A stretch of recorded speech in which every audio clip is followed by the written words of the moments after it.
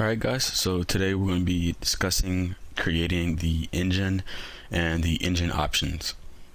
Okay, so the first thing we need to do is we need to define a few variables, and the first variable we need is a private, and we're going to be using a bound camera. And basically what the bound camera is a camera that allows us to set the bounds so it can't move further than a specific bound that we set. So we're going to do private bound camera, and we're just going to call it camera. Alright, so just hover over this and import it. There you go.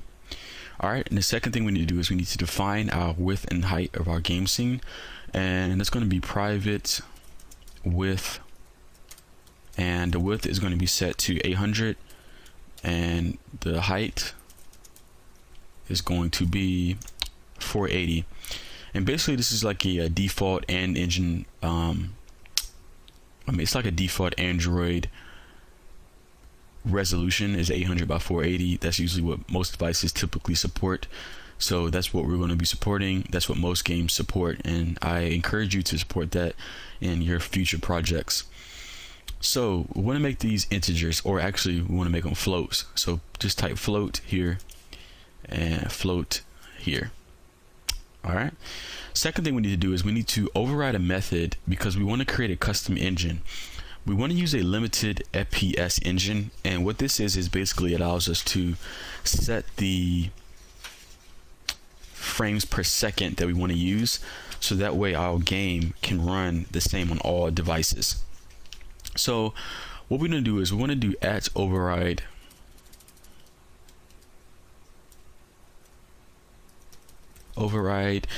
and we want to do a public engine on create engine,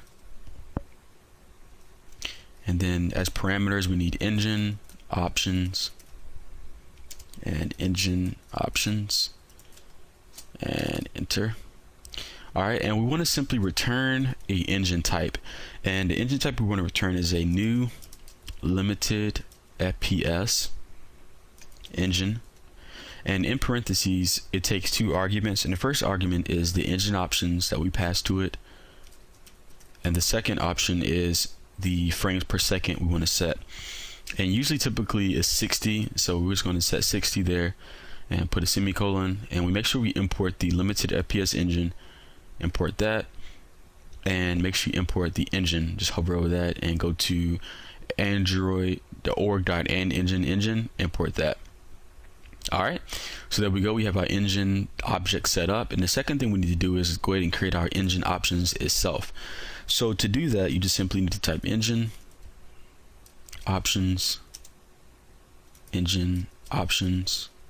equals new, and you just go ahead and enter, start a new line, and just type in engine options, and the first variable is going to be true, which is updating.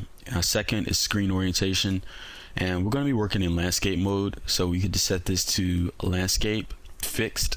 If we did censored, that means the user can flip our game upside down and the game will still work, but we can just use fixed for now. Second thing we need is we need the resolution policy, and if you read on the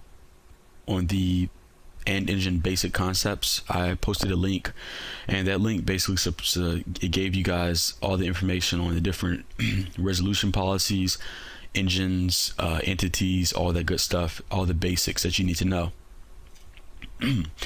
So the next thing we need is we need to pass it the new fill resolution policy, and then pass it the camera.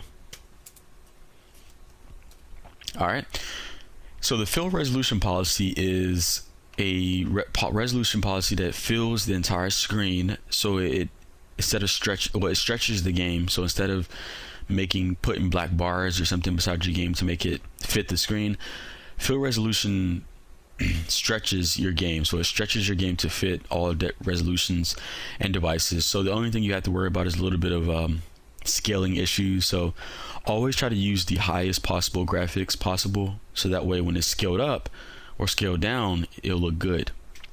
So, but I definitely recommend you guys use the fill resolution policy on all your projects.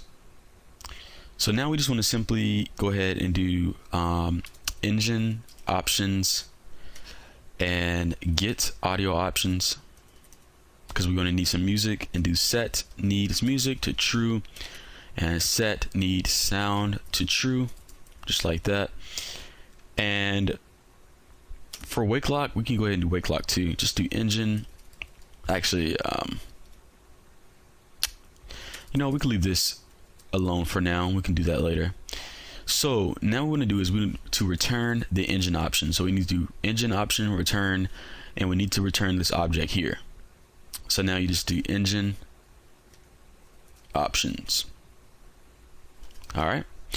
And there's one more thing we need to do. We need to go ahead and declare our camera and set up our camera. So to do that, you simply just go ahead and declare it here. So you can do camera equals new bound camera, and set this to 0, 0 is position, and the width is going to be the width that we provided above, and the height.